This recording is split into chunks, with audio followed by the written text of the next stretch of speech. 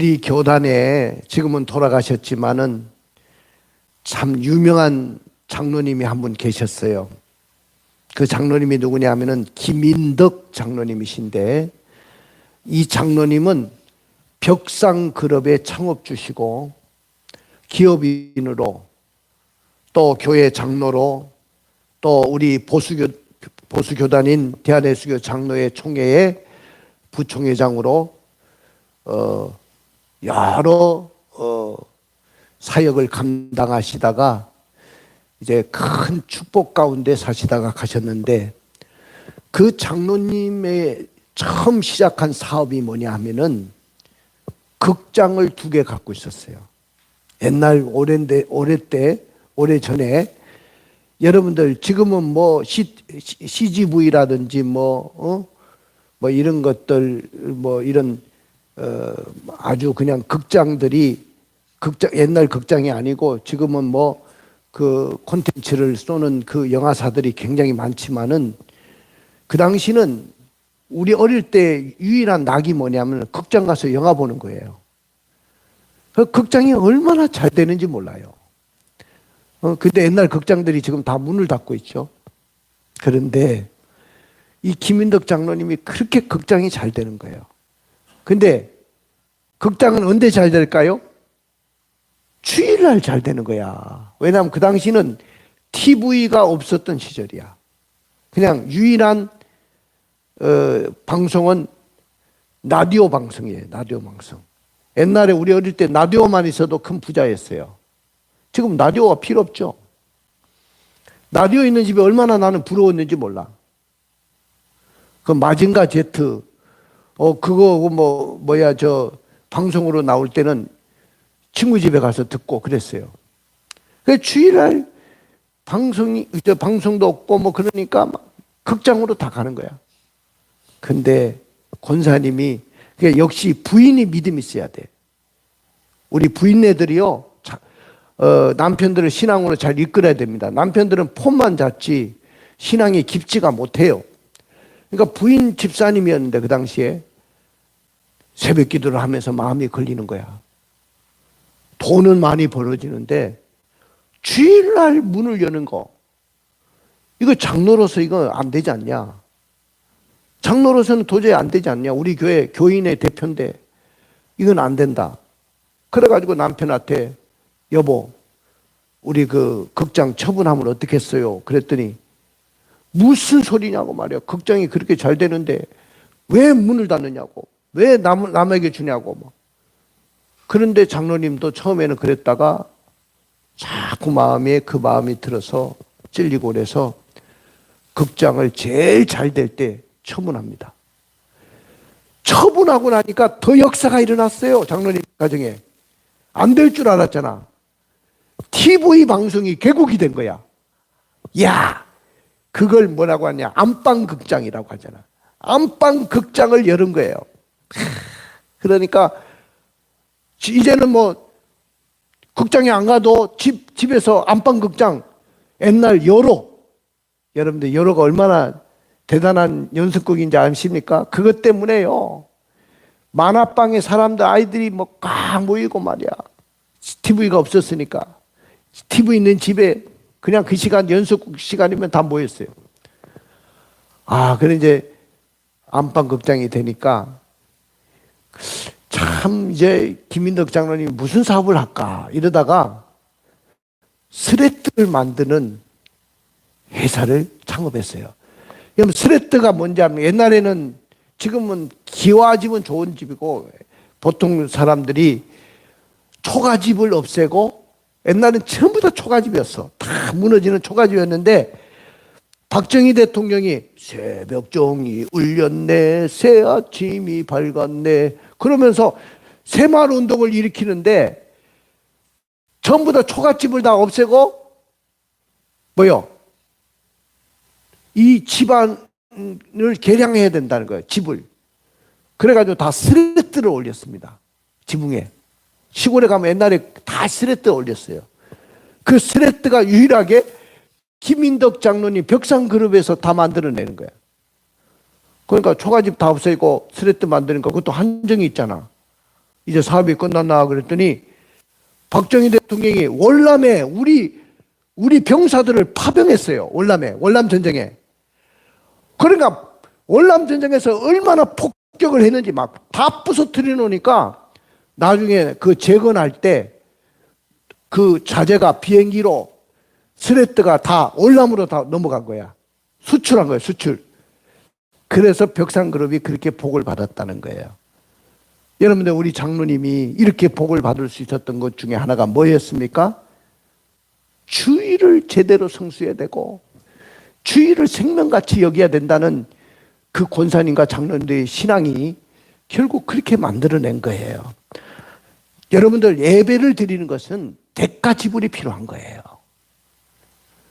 대가 지불이 없는 예배는 그것은 헛것으로 드리는 거예요. 사랑하는 성도 여러분, 인간을 가장 잘 아시는 분이 누굴까요? 하나님이십니다. 왜 인간을 가장 잘 아실까요? 하나님이 우리를 만드셨기 때문에 만든 사람이 제일 잘하는 거예요. 요거 물건 하나도, 이 컵도 누가 제일 잘할까요? 이 컵을 만든 사람이 제일 잘 알아요. 마찬가지로 인간을 가장 잘 아시는 분은 누구냐? 내 사정 형편, 내가 어떻게 잘 돼야 되는지, 내가 어떻게 복을 받아야 되는지, 내가 어떻게 살아야 되는지, 내가 어떻게 승리할 수 있는지, 어떻게 해야 형통하는지 누가 제일 잘 아시느냐? 하나님이 나를 만드셨기 때문에 그분이 가장 잘 아셔요.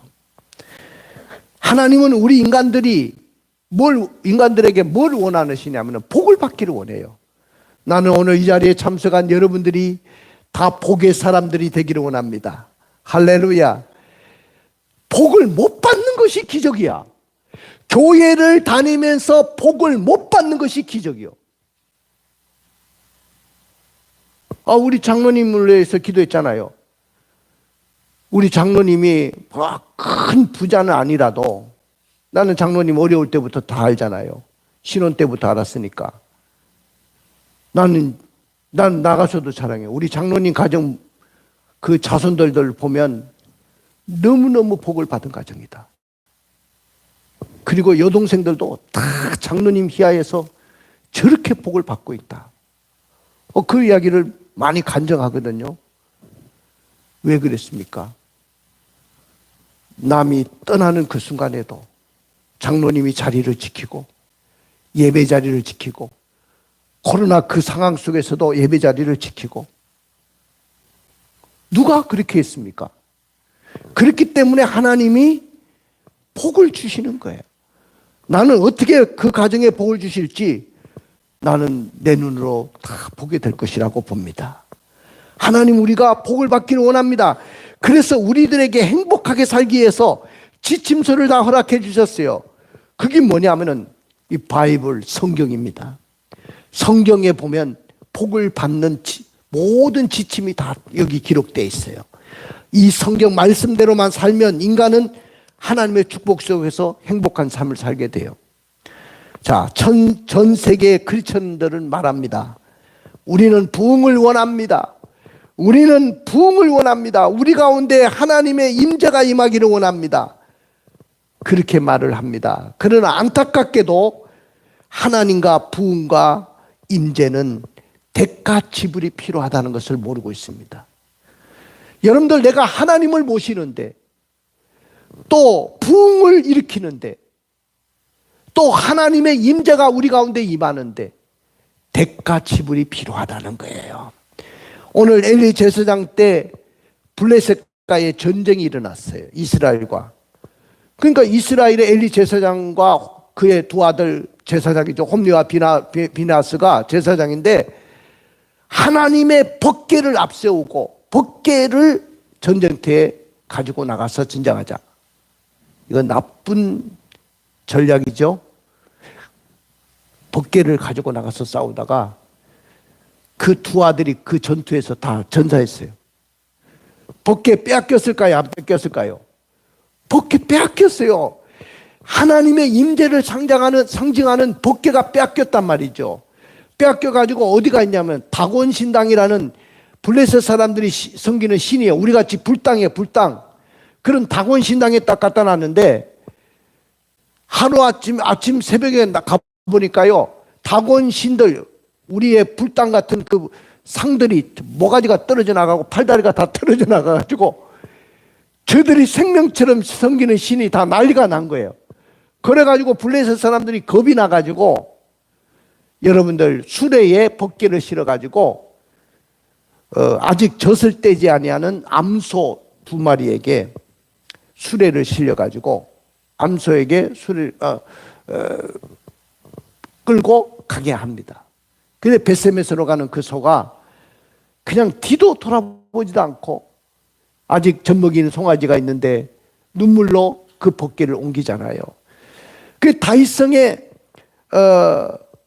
들어오기 전에 법궤를 다윗성으로 금방 들어온 것이 아니고 아비나답이라는 사람의 집에, 성경에는 뭐 20년 동안 그 아비나답의 집에 있었다고 하는데 제가 더 연구를 해보고 성경학자들의 이야기를 빌린다면 약 40년 동안 법궤를 모신 거예요.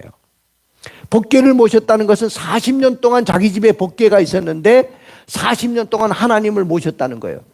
근데 40년 동안 하나님의 법궤를 모셨는데도 불구하고 그 법궤를 이제 다시 다윗성으로 옮기는 과정에서 엄청난 사건이 일어납니다. 그것이 뭐냐 하면은 그의 아들 우사라는 큰 아들이 있었는데 이 우사가 법궤를 수레에 끌고 가는데 절대로 수레에 끌고 가면 안 되는 거거든요. 수레에 그 블레셋 사람들은 모르니까, 법궤를 어떻게 취급하는지 모르니까 수레에 실어가 보냈지만은 법궤는요 어깨에 매야 됩니다. 제사장들이 어깨에 매고, 여러분들 요단강을 밟을 때 여호수아가 요단강을 밟고 들어갔을 때 제사장들이 어깨에 메고 갔어요. 무겁습니다. 그런데도 어깨에 맸습니다. 어깨에 매지 않고 수레에 실고 가는데 이게 덜컹거리니까 법궤가 떨어지려고 하니까 우사가 그걸 탁 붙잡습니다. 여러분들 뭐가 잘못된 거예요? 근데 하나님의 거룩한 임재를 마음대로 취급했기 때문에 우사가 그 자리에서 죽습니다. 여러분 40년 동안 하나님을 모신 가정에 큰아들이 그 자리에서 즉사했어요. 이러니까 난리가 나는 거예요. 조정에서 난리가 나가지고 법궤를 옮기다가 사람이 죽었다. 이거 법궤 함부로 들여오면 안 된다. 다윗 왕도 덜덜덜 떠는 거야. 다윗 왕도 안 된다. 우리 궁궐로 다윗성으로 모시지 마라. 그래가지고 이거 어떡하나. 경들은 들으시오. 누가 이 법궤를 모시겠어? 그랬더니 임금도 안 드리려고 하는데 무슨 신하들이 내가 하겠습니다. 나서는 사람 없어요. 그러니까 아무도 안 났을 때 오벳에돔이라는 사람이 저희 집에 모시겠습니다. 아무도 안 모시겠다면 저희 집에 모시겠습니다.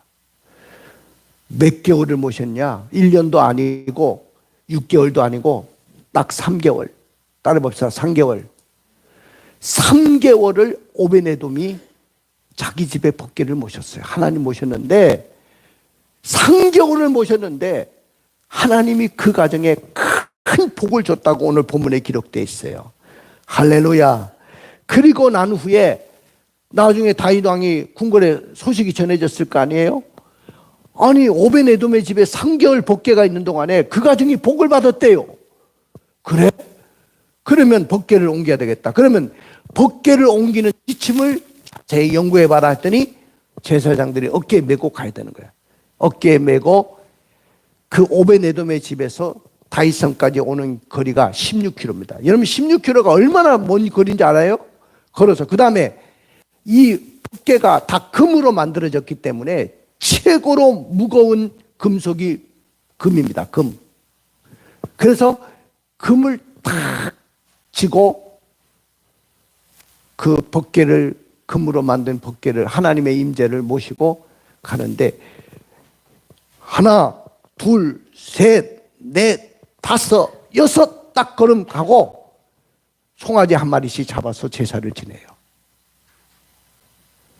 16km를 가는데 하나, 둘, 셋, 넷, 다섯, 여섯 하고 가는 길을 멈추고 송아지 한 마리씩 잡았어. 제사를 지냅니다. 얼마나 법궤를 모시는 과정에 이런 대가를 지불했냐 말이죠. 그래서 16km를 전부 다 완주하고 법궤가 다윗성에 들어올 때 다윗 왕이 너무너무 기쁜 거예요. 우리가 해냈구나. 드디어 이 법궤가 다윗성에 들어왔구나. 너무너무 기쁜 거예요. 너무너무 좋은 거예요. 그러니까 막 바지자락이 내려가는지도 모르고 임금이 춤을 추고 너무너무 좋아. 너무 좋아. 춤을 추면서 기뻐하면서 법궤를 모셨습니다. 여러분들, 예배라는 것은 이렇게 대가 지불이 필요한 거예요. 믿습니까? 왜 대가 지불을 해야만 합니까? 다윗 왕과 레위인들과 제사장들과 예배자들이 그때 동원된 사람만 3,000명이에요. 예배자들이 하나님의 임재인 언약궤를 운반하는데 왜 이렇게 대가를 지불해야 되느냐 말이죠. 그래서 오늘 저의 설교 제목은 따라해 봅시다.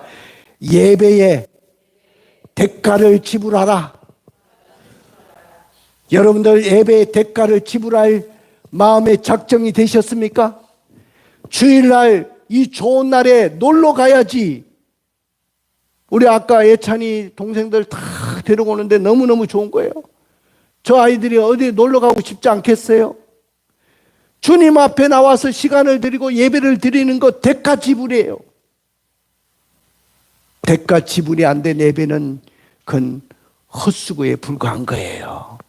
그러면 예배에 대해서 뭘 말했습니까? 오늘 제가 네 사람의 예를 들을 거예요. 첫째는 아비나답은 언약궤를 모시는 방법을 자녀들에게 가르치지 않아서 저주를 받았습니다. 다시 한번 읽어봅시다. 시작. 아비나답은 언약궤를 모시는 방법을 자녀들에게 가르치지 않아 저주를 받았습니다. 자, 오늘 어린이 주일이죠. 내가 어린이 설교 별도로 준비 안 해도 이 속에 다 들어있어요. 내 자녀들이 진짜 이 땅에서 저주받지 않고 축복의 사람으로 살아내게 하려면 하나님을 가르쳐야 돼요. 예수님을 가르쳐야 되고 십자가를 가르쳐야 되고 부활을 가르쳐야 되고 11조 생활을 가르쳐야 되고 주일 성수를 가르쳐야 돼요. 우리 집사람이 제일 잘한 것 중에 하나는 우리 아들 공부 잘 안 해도 괜찮아. 너 꼴찌해도 되고 학교 안 가도 돼. 주일날 예배만큼은 꼭 드려야 되고 예배 잘못 드리면 오늘 저녁에는 초상날이다. 방석 위에 올려놓고 신문지 돌돌돌 말아가지고 탁탁 신문지를 몇 번 칩니다. 그러면 소리가 요란해요. 그러면 얘가 그것부터 딱 집어먹어요. 방석 위에 올라갈 때. 너 몇 대 맞을래? 5대 맞을게요. 5대 치면 소리가 요란합니다. 엉엉 울고 그럽니다. 너 왜 예배를 잘못 드렸니? 하나님을 아는 아이로 자라나야 되지 않니? 나는 자식을 매 한 번 되지 않았는데 우리 집사람은 예배 잘못 드리면 그렇게 매를 댔어요. 근데 지금 와서 그 아들이 목사가 돼서 뭐라고 하는지 아십니까? 설교할 때 우리 어머니가 너무 잘하셨어. 사춘기 그때 끝나버리고 사춘기가 어딨냐고 말이야. 응? 그때 끝났다는 거야. 하나님을 아는 아이로 잘 가르쳐야 돼요. 자, 우리 읽어봐요. 6절부터 7절입니다. 그들이 나곤의 타작마당에 이르러서는 소들이 뛰므로 웃사가 손을 들어 하나님의 궤를 붙들었더니 여호와 하나님이 웃사가 잘못함으로 말미암아 진노하사 그를 그곳에서 치시니 그가 거기 하나님의 궤 곁에서 죽으니라. 여러분들, 제사장 가정이라고 한다면 오늘날로 말하면 목사의 가정이에요. 목사의 가정인데 목사님이 자녀들에게 하나님을 안 가르치고 하나님의 임재를 관리하는 방법, 법궤를 취급하는 방법을 가르치지 못했다면 이건 자녀 교육 잘못한 거 아닙니까? 목사님이 교회 목회를 하는 목사인데 자녀들에게 신앙을 가르치지 않고 믿음을 가르치지 않았다면 그건 목사가 아니잖아요. 우리 애찬이네 애들이 저렇게 잘 자란 게 뭡니까?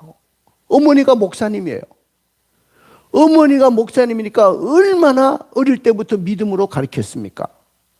그러니까 쟤들이 사춘기를 지나고도 지금 청년이 됐는데도 저렇게 믿음의 길을 걸어가는 거 아닙니까? 사랑하는 성도 여러분, 우리 중직자들은요, 자녀들을 신앙으로 지금부터 가르쳐야 돼요. 공부 잘하고 못하는 건 내가 보니까 아무 소용없어요. 하나님의 은혜로 여러분들 학교 좋은 학교 나왔다고 다 성공하는 거 아니에요. 성공은요, 학력에 있는 게 아니고요. 행복은요, 좋은 학교 나왔다고 행복한 거 아니에요. 하나님 안에서 사는 사람이 행복한 거예요. 하나님을 아는 아이로 가르쳐야죠. 야, 제사장이면 아들한테 벗개는 함부로 다루면 안 돼. 손으로 만져서도 안 되고, 더군다나 운반할 때는 수레로 운반해서도 안 되고 어깨에 매야 돼. 그걸 평상시에 가르쳤다면 우사가 그 벗개를 손으로 만질 이유가 없잖아요. 죽지 않아도 되잖아요. 자식이 죽는 거를 보는 부모가 얼마나 눈물이 나겠습니까? 사랑하는 성도 여러분, 우리가 어릴 때부터 믿음으로 키운 아이는요, 절대로 나를 배반하지 않아요.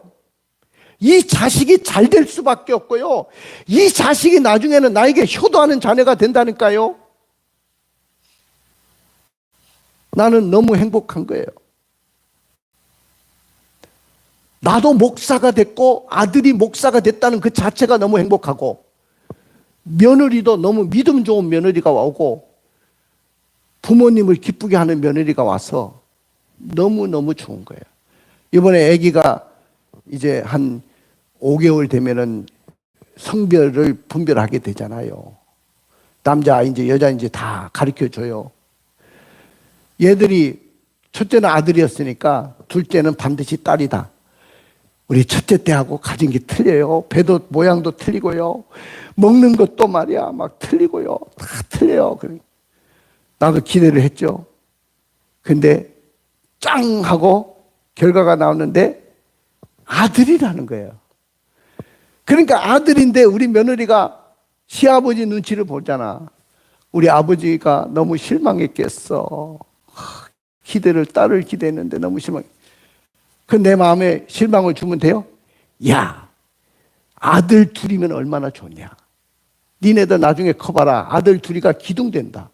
그러니까 우리 며느리가 하는 소리가, 내가 딸을 이번에 주셨으면 조금 터울을 더 가지고 더 날락했는데 우리 하은이처럼 돌만 지나면 또 가지렵니다. 걱정하지 마세요. 딸 가질 거예요. 그래. 그러면 3명이 되는 거야. 내 기도 제목대로 되는 거잖아. 그래서 너무 감사한 거야. 여러분들, 믿음으로 키우면 이렇게 신나는 일들이 일어나는 거예요. 하나님이 얼마나 하나님 좋으신 분입니까? 그분이 복 자체이시기 때문에 그분 가까이에 다가오는 것만 해도 축복이에요. 그런데 그분을 만나고 그분의 말씀을 들을 수 있는 특권을 가진 가정이라면 그건 복 중의 복이잖아요. 여기 우리 조윤진 리더가 큰 딸이고 조윤주 리더가 작은 딸인데 그 후에 아들들이 태어났잖아. 근데 우리 자식들이 우리 아버지가 장로님이시라는 것 여러분들이 얼마나 자부심을 갖습니까? 목사도 아무나 되는 것이 아니고 장로님도 아무나 되는 게 아니에요. 제가 보니까 노예에 이렇게 일을 해보니까 하나님이 다 허락하신 사람만 세운다. 목사가 아무리 세우려고 해도 하나님이 허락하신 사람을 세운다. 그런 믿음의 가정에서 내가 어릴 때는 우리 윤주도 아버지가 엄했기 때문에 군 출신이잖아요. 엄했기 때문에 힘들었을 거예요. 그러나 믿음으로 살았더니 하나님이 여러분들도 믿음의 신앙들을 만나고 믿음의 사람이 됐잖아요. 그리고 자녀들이 믿음 안에서 자라나잖아요. 이것만큼 행복한 것이 어디 있겠어요? 자기 집안에 하나님을 모셨는데도 복을 받지 못하고 자녀들이 저주를 받는다면 그건 부모가 자식을 잘못 키운 거잖아요. 주일 성수 가르치지 못하고 예배 생활 가르치지 못하고 예배 시간에는 절대로 떠들으면 안 돼. 예배는 잘 드려야 돼. 대가 지불이 필요하다는 것을 가르쳐야 되고, 너의 용돈 중에 11조 드리는 것도 대가 지불하는 거야. 하나님 앞에 기도 시간을 드리는 것도 대가 지불하는 거야. 찬양 생활하는 것도 대가 지불이 필요해. 이거 가르쳐야 되지 않습니까? 그래 나의 자녀들이 복을 받죠. 그 다음에 두 번째는 띄워주세요. 오벤에돔은 희생을 감수하면서 하나님의 임재를 모셔서 복을 받았습니다. 방송실 잠자고 있는 거 아니지? 자, 띄워주세요. 두 번째 시작. 오벤에돔은 희생을 감수하면서 하나님의 임재를 모셔서 복을 받았습니다. 방송실이 출장을 갔습니다. 자, 우리 사무엘하 6장 9절부터 10절입니다. 다윗이 그날에 여호와를 두려워하여 이르되 여호와의 궤가 어찌 내게로 오리오하고 다윗이 여호와에게로 옮겨 다윗성 자기에게로 메어가기를 즐겨하지 아니하고 가뎃 사람 오베데돔의 집으로 메어간지라. 여호와의 궤가 가뎃 사람 오베데돔의 집에 석 달을 있었는데 여호와께서 오베데돔과 그의 온 집에 복을 주시니라. 다윗이 여호와의 궤를 모시는 일이 얼마나 기뻤겠습니까? 온 나라 백성들에게 대국민 발표를 하고 3만 명의 사람들을 동원했습니다. 내인들, 제사장들, 예배자들을 동원하고, 근데 생각지도 않은 일을 당했죠. 아비나답의 아들 우사가 수레를 옮기다가 즉사했죠. 최선을 다했는데 우사의 그 잘못으로 거국적인 행세를 이행하지도 못했고 망쳐버렸습니다. 그러니까 다윗이 하나님이 나와 함께하지 않는 건가?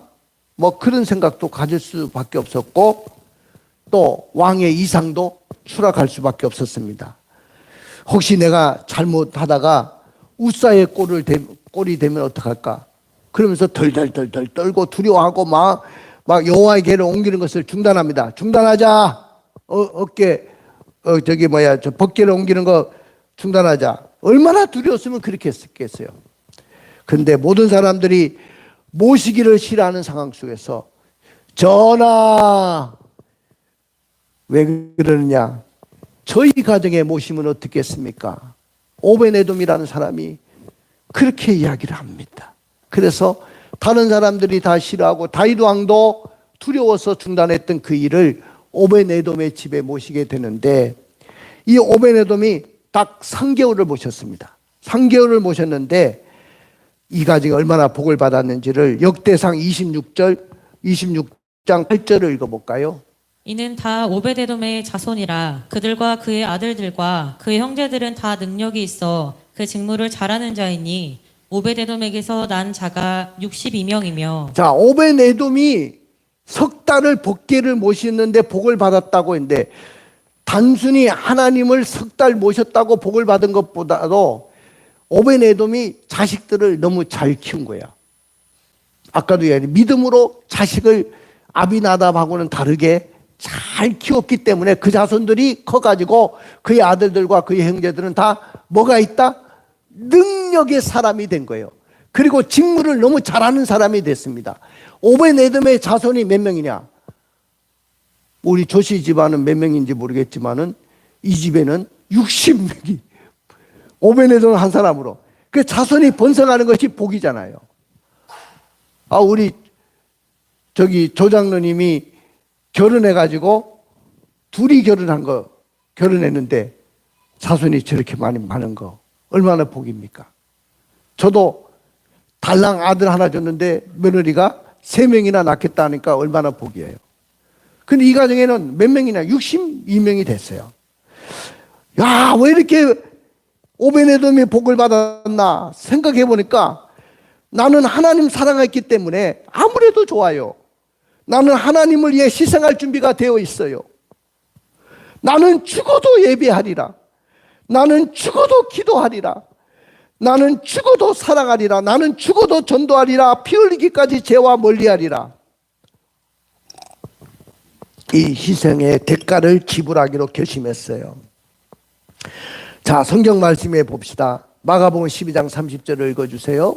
내 마음을 다하고 목숨을 다하고 뜻을 다하고 힘을 다하여 주 너희 하나님을 사랑하라 하신 것이요. 우리는 하나님을 사랑하는데 어떻게 돼? 내 마음을 다하고 목숨을 다하고 뜻을 다하여 주 너희 하나님을 사랑해야 돼요. 그 다음에 출애굽기 20장 6절. 나를 사랑하고 내 계명을 지키는 자에게는 천대까지 은혜를 베푸느니라. 하나님을 사랑하고 계명을 지키는 자는 천대까지 은혜를 받는데요. 얼마나 감사할 일입니까?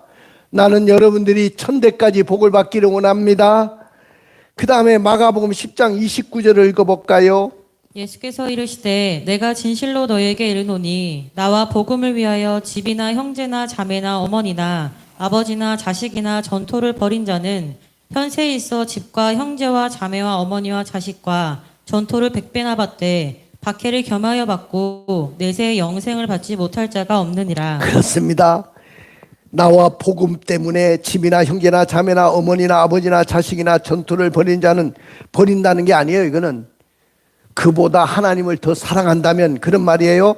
현세에서 집과 형제와 자매와 어머니와 자식과 전투를 100배나 받는데 여기 보면 박해를 겸하여 받고, 여러분들 신앙생활하는 것은 박해를 겸하여 받는 거예요. 믿음으로 이 희생할 때, 대가를 지불할 때 내세의 영생을 받을 자가 받지 못할 자가 없느니라. 할렐루야. 목숨을 바쳐 하나님을 사랑하면 이렇게 복받는 비결이 되는 거예요. 그 다음에 또 로마서 8장 28절. 우리가 알거니와 하나님을 사랑하는 자 곧 그의 뜻대로 부르심을 입은 자들에게는 모든 것이 합력하여 선을 이루느니라. 하나님을 사랑하는 자, 그 뜻대로 부르심을 입은 자는 어떤 어려움이 있고 어떤 힘든 일이 있어도 모든 것을 합력해서 선을 이루실 줄로 믿습니다. 남이 하기 싫어하는 것 자원해서 대가를 지불했더니 오베네돔은 복을 받았어요. 자, 세 번째는 다윗은 대가를 지불하고 임재를 즐겼기 때문에 복을 받았어요. 자, 시작. 다윗은 대가를 지불하고 임재를 즐겼기 때문에 복을 받았습니다. 하나님은 이제 2차로 이제 다윗성으로 옮길 때 개를 정성을 다해서 너무 기뻐서 어찌할 줄 모르고 모셔드렸다고 했죠. 자, 12절부터 13절을 읽어주세요. 어떤 사람이 다윗 왕에게 아뢰어리되 여호와께서 하나님의 괴로 말미암아 오베데돔의 집과 그의 모든 소유에 복을 주셨다 한지라. 다윗이 가서 하나님의 괴를 기쁨으로 메고 오베데돔의 집에서 다윗성으로 올라갈새 여호와의 괴를 맨 사람들이 6걸음을 가매 다윗이 소와 살찐 송아지로 제사를 드리고. 자, 14절 또 읽어주세요. 다윗이 여호와 앞에서 힘을 다하여 춤을 추는데 그때 다윗이 배에 에봇을 입었더라. 15절도 읽어주세요. 다윗과 온 이스라엘 족속이 즐거이 환호하며 나팔을 불고 여호와의 궤를 메어오니라. 자, 저나 신하 중에 누가 이야기합니다. 오베네돔의 집에 3개월 동안 법궤를 모셨는데 그 가정이 복을 받았다는 이야기가 들립니다. 그러냐? 눈이 번쩍 뜹니다. 그러면 그 법궤를 모셔와야지. 두려운 것이 아니구나 하고 하나님의 궤를 기쁨으로 메고 그 오베네돔, 여기 이제 수레 치는 것이 아니고 메고 왔다고 그랬죠. 오베네돔의 집에서 다윗성으로 올라가는데 여호와의 궤를 맨 사람이 6걸음, 1번, 2번, 3번, 4번, 5, 6걸음을 뛰고 송아지 한 마리씩 잡아서 소와 살찐 송아지로 제사를 드리고 그렇게 했죠. 그리고 춤을 춥니다. 법궤 가운데 덩실덩실 좋아 막 춤을 춥니다. 바지자락이 내려가는지도 모르고 춤을 추고 이스라엘 온 족속들이 즐거이 환호하며 나팔을 불고 합니다. 자, 이만큼 법궤는 16km 동안 6걸음을 뛰고 송아지 한 마리씩 잡고 또 6걸음을 뛰고 송아지 한 마리 잡고 16km를 갈 때까지 얼마나 땀과 먼지로 범벅이 됐겠습니까? 그들은 상상해 보십시오. 그 행렬이 다윗성에 들어올 때 하늘을 질렀을 거예요. 우리가 드디어 해냈구나. 하나님의 법궤를 무사히 이렇게 모셨구나. 따라해 봅시다. 열정 있는 예배자의 옷은 희생의 핏자국으로 물들어 있었습니다. 그렇습니다. 열정 있는 예배자의 옷은 희생의 핏자국으로 물들어 있었어요. 여러분, 땀이라는 것은 특별한 의미를 가지죠. 여러분들이 직장에 가서, 우리 성도들이 직장에 가서 땀을 흘리고 힘들게 돈을 법니다.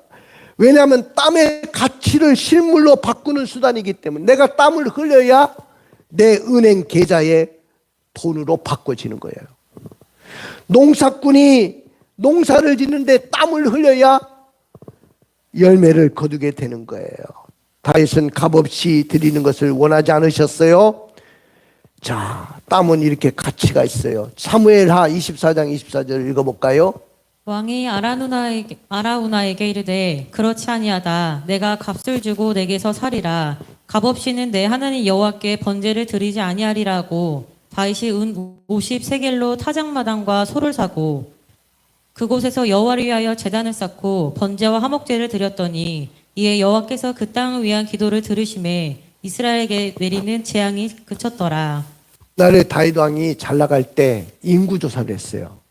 인구조사를 해서는 안 되거든요. 그러니까 인구조사 잘못했다가 재앙이 내려가지고 연병으로 7,000명이 죽었어요. 그럼 나라가 어떻게 됐겠습니까? 그래가지고 깜짝 놀라가지고 하나님 앞에 제사를 지냈는데 아리우나라는 타작마당이 너무 좋은 거예요. 야, 아리우나, 이 타작마당을 나에게 줄 수 없겠니? 하나님 앞에 제사를 드리려는 제단을 쌓으려고 한다. 그랬더니 왕이요, 왕이 하신다면 이 나라는 다 왕의 것인데 그대로 쓰십시오 했더니 무료로 쓰라고 했더니 안 한다. 값을 딱 지불합니다. 땅값을 지불하고 아리우나 타작마당에서 화목제물로 또 속죄제, 번제를 드립니다. 그러니까 재앙이 그쳤어요. 여러분들 아리우나 타작마당 값을 주고 샀던 그 타작마당에서 솔로몬의 성전이 세워지고 지금 성전의 터가 됐다는 것 여러분들 아십니까? 그러니까 여러분들 이건 다 여러분들 희생의 대가가 필요하다는 거예요. 근데 마지막 네 번째를 볼게요. 자, 미갈은 네 번째, 미갈은 따라 봅시다. 시작. 미갈은 임재를 지키는 예배자를 업신여김으로 저주를 받았습니다. 자, 미갈은 사울의 딸이기도 하지만은 다윗 왕의 왕비였습니다. 왕비였습니다. 그런데 이 왕비라면 복을 받아야 되는데 복은커녕 저주를 받았어요. 아기를 못 낳는 여자가 됐어요. 왜 그러냐? 미갈이 복받지 못한 이유가 있어요. 16절을 읽어볼까요? 여호와의 개가 다윗성으로 들어올 때 사울의 딸 미갈이 창으로 내다보다가 다윗 왕이 여호와 앞에서 뛰놀며 춤추는 것을 보고 심중에 그를 업신여기니라. 여 보십시오. 하나님의 임재를 즐기는 예배자인 다윗 왕이 춤추고 뛰노는 것을 보고 심중에 업신여기고 웃었어요. 그 다음에 20절 읽어볼까요? 다윗이 자기의 가족에게 축복하러 돌아오매 사울의 딸 미갈이 나와서 다윗을 맞으며 이르되 이스라엘 왕이 오늘 어떻게 영화로우신지 방탕한 자가 염치 없이 자기의 몸을 드러내는 것처럼 오늘 그의 신복의 계집종의 눈앞에서 몸을 드러내셨다 하니 바지자락도 내려가는지 모르고 춤을 췄더니 그걸 업신여기고 비꼬는 거예요. 여자가. 그랬더니 다윗이 뭐라고 하냐면은 나는 하나님 앞에서 뛰놀고 하나님 앞에 한 것이지 네 눈앞에 보이려고 한 거 아니었다. 여러분들 결국은 오늘 이 임재를 즐기는 다윗을 보고 업신여겼던 이 미갈은 애기 없이 평생 동안 살고 남편에게 버림받고 왕비의 자리에서도 떠나가게 되는 그런 불행을 겪게 됩니다. 사랑하는 성도 여러분, 따라 봅시다. 예배는 대가를 지불하는 것입니다. 그렇습니다. 예배는 자녀에게 잘 가르쳐서 대가를 지불하게 하십시오. 예배는 희생을 감수하면서 기쁨으로 대가를 지불하십시오. 예배는 대가를 지불하고 임재를 즐기는 대가를 지불해야 됩니다. 예배는 임재를 즐기는 예배자를 업신여기지 않는 대가를 지불하게 해야 됩니다. 그러나 만일 우리가 예배의 대가를 지불하지 않는다면 다윗의 무너진 장막을 일으키지 못할 것이고 이 땅의 역사는 흑암의 권세와 종교의 영이 떠나지 않을 것입니다. 여러분들, 예배의 대가를 지불했더니 다윗 왕은 날마다 하나님의 영이 그와 함께 했어요. 그래서 수십 편 수백 편의 주옥 같은 시편을 그가 기록할 수 있었습니다. 오베네돔은 목숨을 걸고 하나님을 섬겼기 때문에 집안이 두루 평안하고 형통하고 번성하는 복을 받았습니다. 가슴에 손을 얹어 보십시오. 눈을 감아 보십시오. 사랑하는 성도 여러분, 축복의 주인공이 되려면 결단하고 사역의 성공을 위해서 예배의 대가를 지불해야 됩니다. 우리 교회 예배에 목숨을 걸고 섬김으로 치료와 감동과 축복이 넘치는 하나님의 임재를 경험하는 예배를 드리기로 결단합시다. 하나님의 임재를 즐기면서 예배의 대가를 지불함으로 하나님과 진정으로 교통하는 자가 되기로 결단합시다.